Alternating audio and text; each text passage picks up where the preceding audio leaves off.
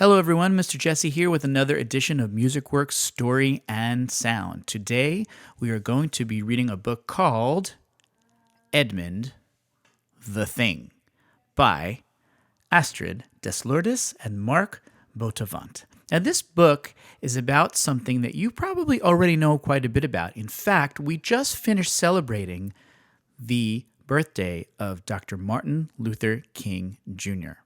Now, Martin Luther King Jr. stood for equality, and that means that everyone is treated the same no matter who they are, what they look like, what their skin color is, or where they come from.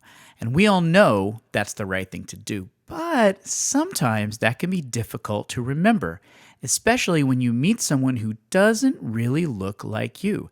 It's very natural to say, whoa, wait a minute, who and what is that? And I don't know how I feel about meeting them. And that's okay. It's okay to have those feelings. But the important thing is that we remember to act in a respectful and friendly and equal manner. We treat people equally. Now, this story is about just that. You're going to see some characters. They look kind of like they're getting along now, but in the beginning of this story, well, it's not really the case. I'd like you to pay attention to how the characters react when they meet each other at first, what they think about, and then how they wind up treating each other towards the end of the story. So let's take a listen and a look, and also be on the listen for some music coming through during the story. Oh, there it is. Edmond the Thing. Lots of different colors on this page.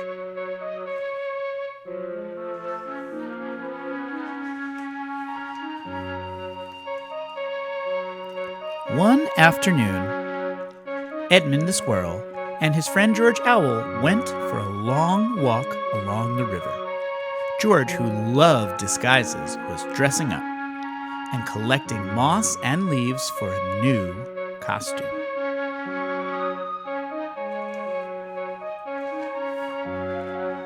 Squawk!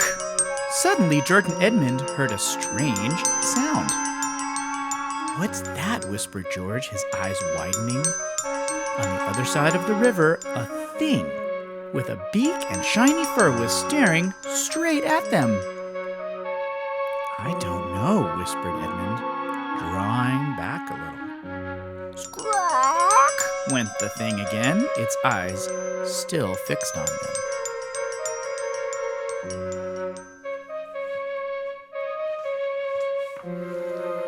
The two friends ran as fast as they could, all the way back to Edmond's house.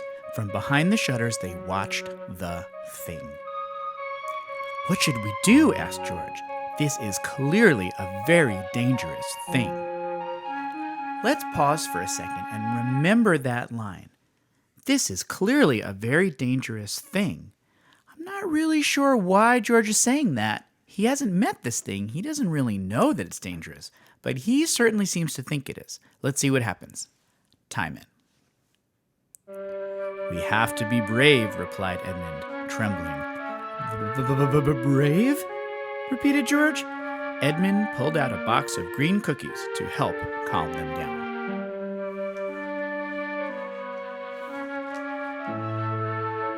When the box of cookies was nearly empty, George declared, "I'm feeling a little braver now. Brave enough to go home and go to bed." Edmond, though, had other plans. He went down to the river and posted a big sign. And there's no words on this sign, but what do you think it means?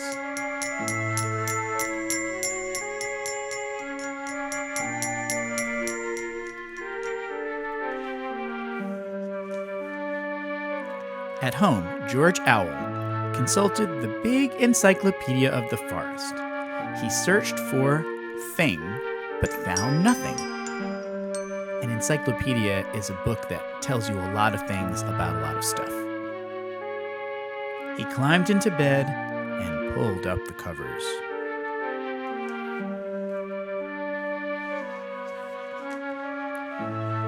In the morning, George felt much braver than he had the day before. It must have been those green cookies, he said to himself. Curious, he decided to go see if the thing was still there. But I won't go as I am, he told himself. That would be too dangerous. I'll go disguised as something scary instead. Time out. So at first, George was worried that the thing was too dangerous. Now he's going back, but instead of going back as himself, he's going to dress up and try to look a little scary. So he was scared, and now he's going to try to be scary when he goes back.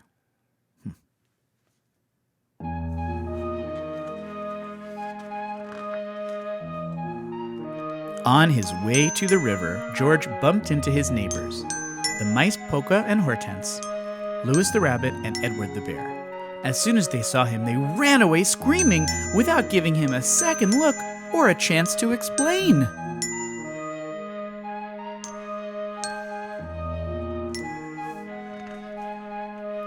Delighted by the effect of his costume, because he knows it's scary now, George knocked on Edmund's window. "Ah!" cried Edmund. "It's me, George." "Ah!" cried Edmund again. "Come on, stop it," said George impatiently. "Listen, it's really me." "Go away," said Edmund.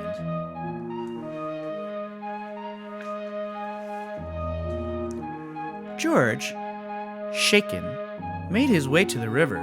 He sat down to think. It must not be easy being the thing,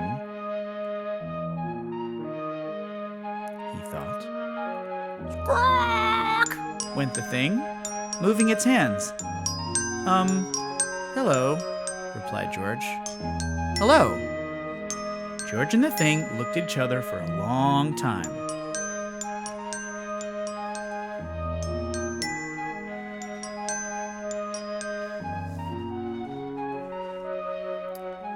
"I'm sorry, George," said Edmund, joining his friend. "I didn't recognize you under all of that moss." "Oh, it doesn't matter," said George. "I understand. But it's funny, the thing isn't afraid of me at all." Turning around, Edmund saw the thing. "Oh, thing." Edmund's voice trembled.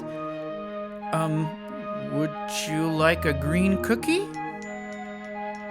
Time out. So first they were scared of the thing. Then George decided to go back, but dress up a little scary himself. His friend Edmund was afraid of him, but the thing wasn't afraid. The thing that they thought looked scary wasn't scared of him, and maybe isn't so scary at all. And now they're actually spending some time to really look at each other, talk, and maybe even share a cookie. Sounds like a good plan. They shared some cookies, and as they ate, Edmund thought. Then he thought a little more. Carefully, he took down the sign and laid it across the river to make a bridge.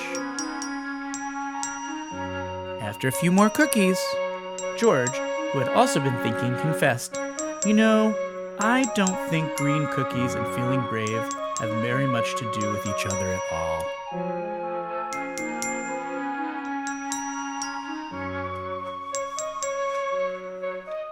The sun was almost setting by the time the three friends said goodbye. "Squawk!" said the thing as he went on his way. "See you soon," George and Edmund called after him. When George got home, he opened his encyclopedia. On the page beginning with squirrel, he carefully added thing at the bottom. "This encyclopedia is truly complete," he said, closing the book. "At least for now."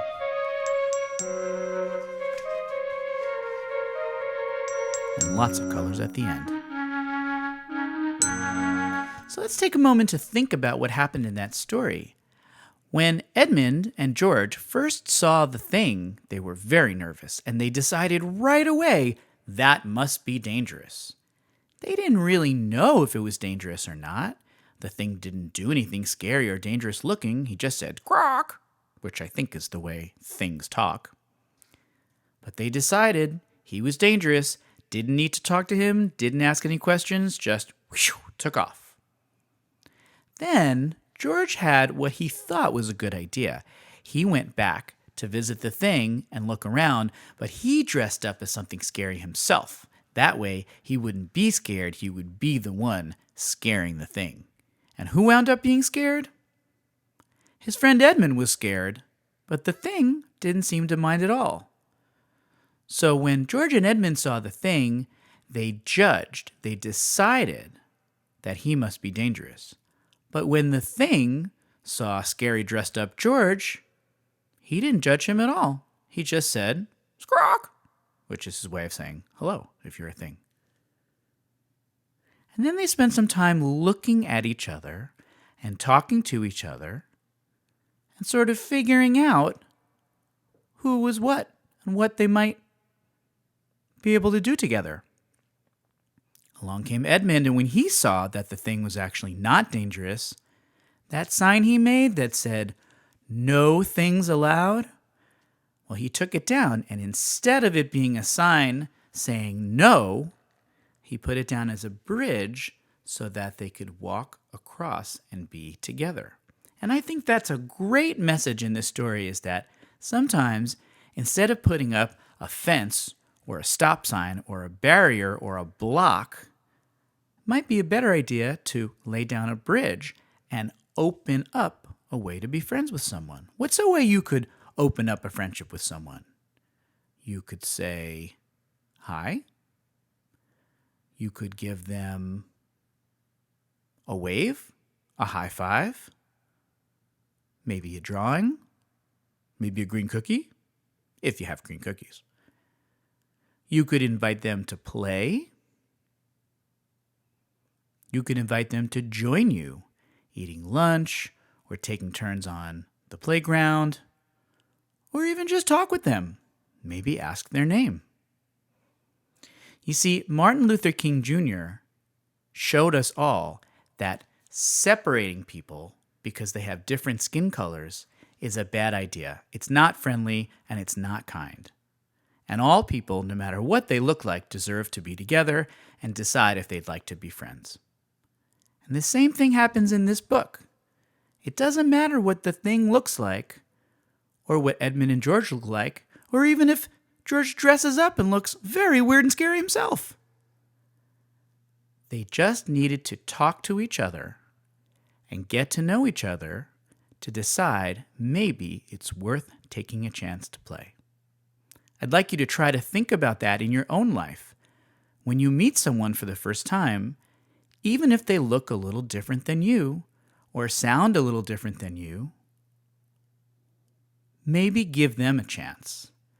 Build a bridge in between you and them and try out being their friend instead of judging them beforehand. I'd like to share a song with you. This is by Jack Johnson, and it's called "I Can Tell That We Are Gonna Be Friends."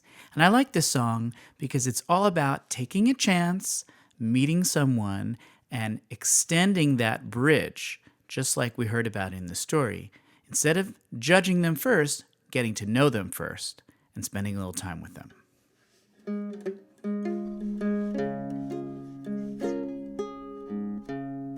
Fall is here, I hear the yell, back to school, ring the bell, brand new shoes, walking blues, climb the fence, books and pens. I can tell that we are gonna be friends. Yes, I can tell that we are gonna be friends. Walk with me, Susie Lee, through the park and by the tree, where we can rest upon the ground and look at all the bugs we found. Safely walk to school without a sound. Safely walk to school without a sound. Well, here we are, no one else. We walk to school all by ourselves. There's dirt on our uniforms from chasing all the ants and worms. We clean up now, it's time to learn. We Clean up now, it's time to learn.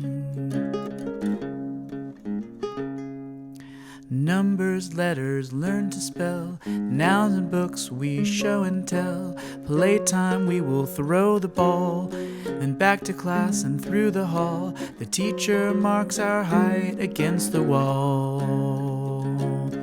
The teacher marks our height against the wall. And we don't notice any time pass, because we don't notice anything. We sit side by side in every class.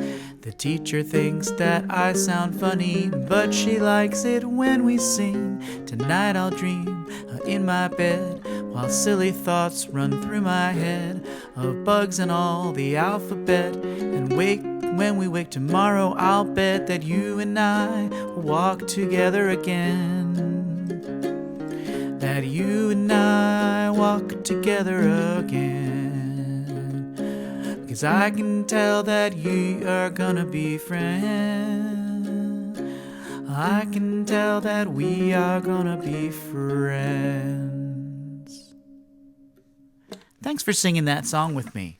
I just want to remind you that just like we celebrated Martin Luther King Jr., you can celebrate equality by treating people equally. Remember, when you meet someone new, if they're different than you, you might feel a little shy or nervous or confused or even worried. And that's okay. It's okay to have any of those feelings. The important thing is to remember that when you act, to act with kindness, and instead of putting up barriers and signs and fences that say stop, try building a bridge that you can walk in between to meet someone and invite them to join what you're doing and get to know them. You might just become friends. Take care, everyone. Listen to a lot of music, and I'll see you next time. I'm Mr. Jesse from Musicworks NYC. Bye-bye.